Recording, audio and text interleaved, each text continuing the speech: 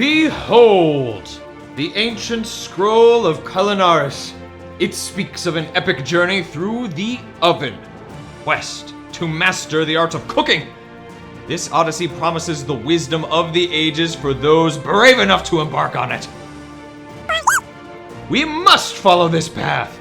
It is said that those who complete the Oven Odyssey gain not just culinary prowess, but also the wisdom to excel in the art of adulting. Let us set forth! Mia versus Justin? What is happening? I literally called you for advice on how long to bake my frozen pizza. Do we really need an epic quest for that? Well, what fun would just baking a pizza be? Let's embrace the adventure! Okay.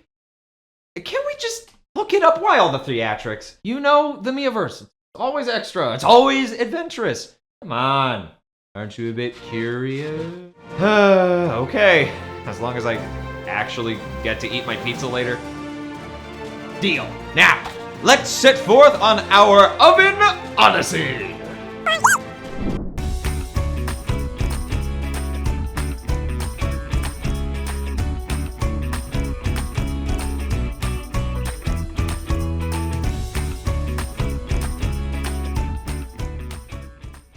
Today we're venturing into the fiery heart of cooking, the oven itself. According to the Scroll of Culinaris, we'll uncover the secrets of baking, roasting, and broiling, and pick up some safety tips along the way. Let's get cooking!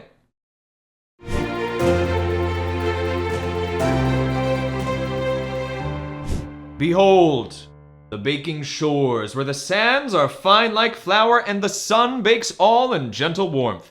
Here, precision and patience are your best allies. Baking is a method of cooking food using prolonged dry heat, typically in an oven without direct exposure to flame. Ideal for a variety of dishes like cakes, breads, and casseroles. Baking allows for gentle cooking, making it perfect for dishes that need time to rise or set without a hard exterior. What are some of your favorite baked dishes? Pause and reflect on why baking is the preferred method for these foods.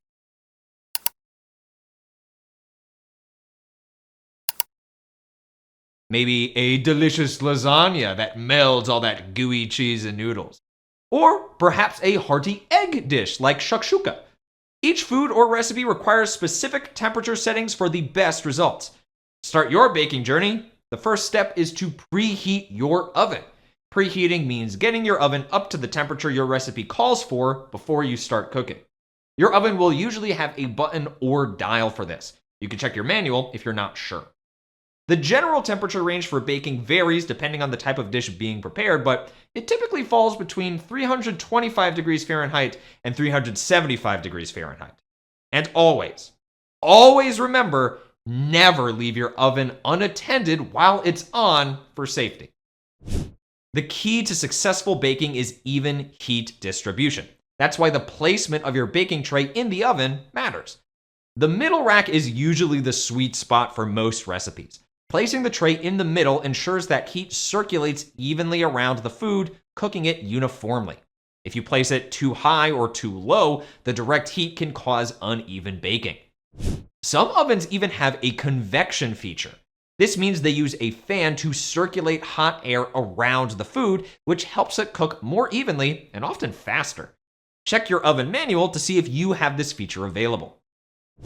Always remember to use oven mitts when handling hot oven racks or dishes. These will protect you from burns and dropping hot items. Which foods are you excited to try baking? Sounds tasty. Or should I say, toasty? With our baking journey complete, let's turn up the heat.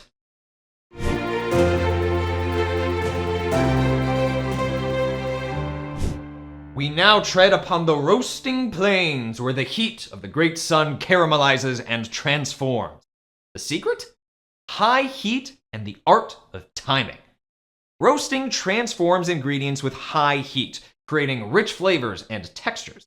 You can use it to make crispy chicken, caramelized Brussels sprouts, flavorful pears for dessert, or even roast your own nuts to enhance their flavor, like pecans.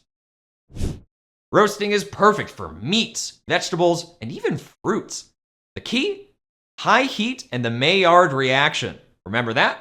The Maillard reaction is the chemical process between heat, proteins, and sugars that produces complex flavors and aromas. This reaction is crucial in creating the savory taste and caramel color in roasted foods. Typically, we crank up the heat and roast at temperatures between 375 degrees Fahrenheit and 425 degrees Fahrenheit. This heat caramelizes the exterior while keeping the inside moist and tender. It's a dance of temperature and time.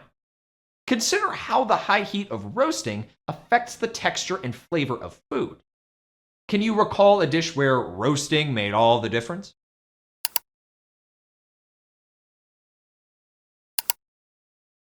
Maybe you've had an amazing roasted eggplant or a terrific Thanksgiving turkey.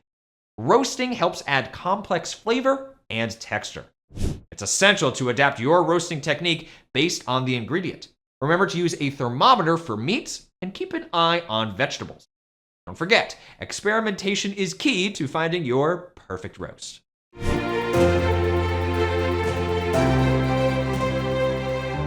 You've finally made it to the highest oven temps this Odyssey has ever seen. Prepare to scale the broiling peaks where intense heat from above chars with swift precision.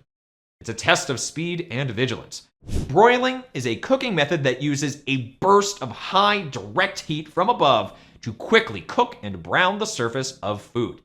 Ideal for creating a crispy or caramelized exterior.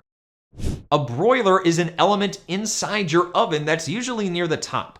Sometimes it's in a separate compartment or drawer below the main oven, so be sure to check the manual.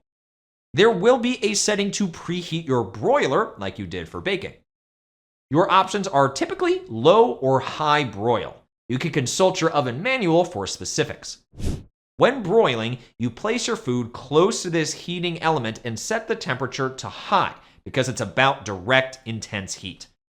The heat cooks the surface of the food quickly, perfect for browning or melting cheese on top of dishes, or even to crisp up potatoes.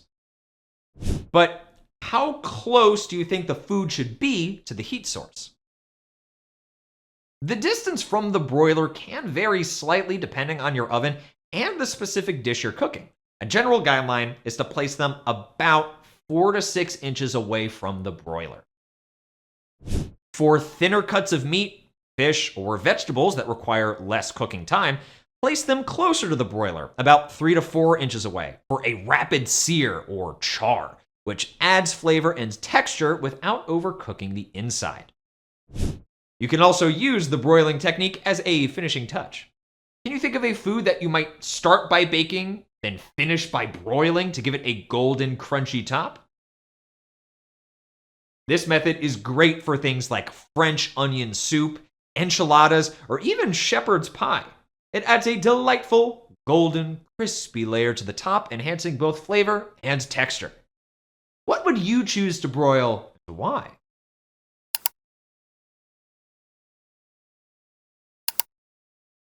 Consider broiling thin fish fillets or asparagus for a quick, crisp surface. Broiling imparts a charred, golden finish, perfect for dishes where a crunchy exterior enhances flavor and appeal. Remember, broiling is fast. Always keep an eye on your food to prevent burning. Experiment with different foods under the broiler and see how it changes their flavors and textures. Whether you're baking, roasting, or broiling, the key is to understand the heat and timing to achieve culinary perfection. Get in the kitchen to try out some epic baking, roasting, and broiling challenges of your own. Well, we survived navigating Culinaris' scroll without burning anything down. I'd call that a success. We've journeyed the gentle realms of baking, soared over the fiery plains of roasting, and scaled the sizzling heights of broiling.